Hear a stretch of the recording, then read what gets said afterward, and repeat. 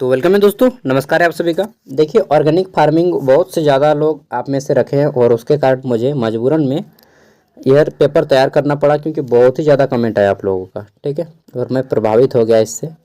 चलिए देखते हैं, जैविक खेती यानी कि ऑर्गेनिक फार्मिंग, इसमें मैं 10 ऑब्जेक्टिव क्वेश्चन सब्जेक्टिव क्वेश्चन दे रहा हूँ। आपका जो पेपर है 75 मार्क्स का आएगा और उसमें आपके 6 गो रहेंगे 15 मार्क्स वाला, 2 गो रहेगा आपका 5 मार्क्स वाला, 6 2 8 गो हो गया।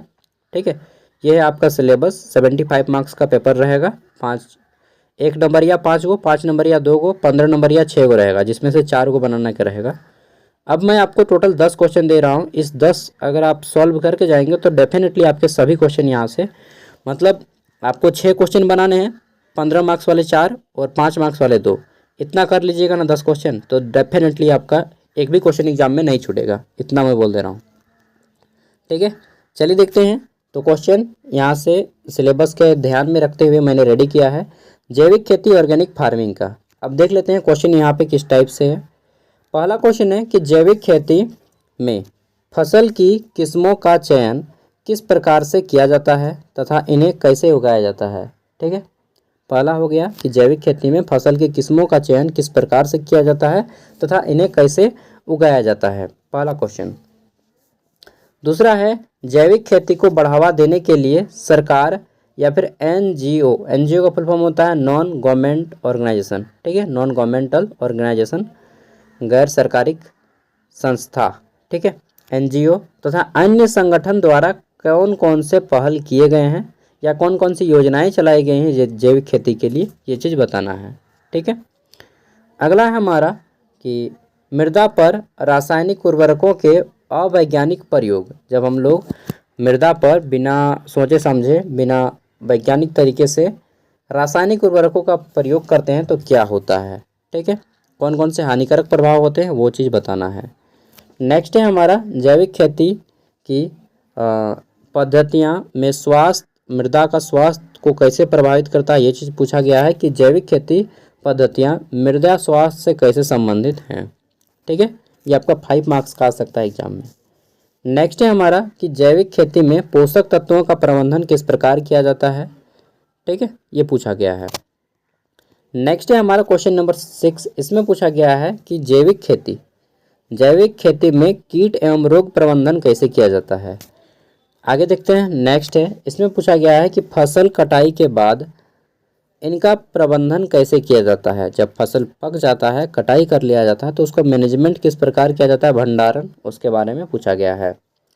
अगला है हमारा जैविक खेती, जैविक मानक और गुणवत्ता नियंत्रण प्रभाग से आप क्या समझते हैं। ये थोड़ा सा डिफरेंट क्वेश्चन है।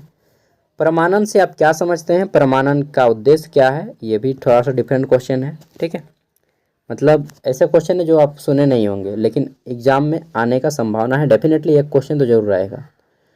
ये मतलब यहाँ से ये 3 क्वेश्चन से एक क्वेश्चन आपका जरूर आएगा। ठीक है, तो सभी क्वेश्चन सॉल्व करके जाइएगा आप घर से। अगला है, प्रमाणन के कितने प्रकार होते हैं, इसकी प्रक्रिया क्या है।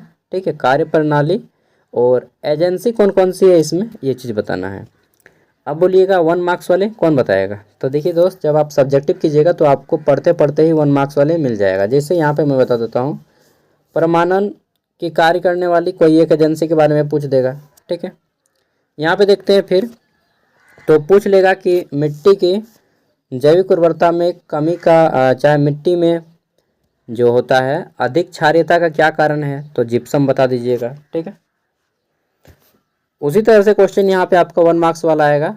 ठीक है, कि मृदा अपरदन से आप क्या समझते हैं, या फिर रासायनिक मृदा को प्रभावित करने वाले कौन कौन से रासायनिक हैं, और ऑप्शन में दे देगा। ठीक है, ऐसा भी क्वेश्चन आ सकता है। ये भी पूछा जा सकता है कि भारत में पूर्णतः जैविक खेती को अपनाया जाने वाला पहला राज्य कौन सा है।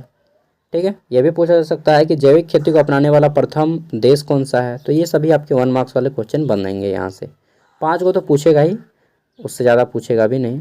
ठीक है, तो ये थे आपके क्वेश्चन, और इन सभी का आप इंग्लिश, जिनको इंग्लिश में चाहिए वो लोग पहले हिंदी को लिख लीजिए और गूगल से फिर एक एक करके इंग्लिश ट्रांसलेट कर लीजिएगा, और फिर आपको जिसको इंग्लिश में चाहिए वो इंग्लिश में आंसर गूगल से खोज लीजिएगा।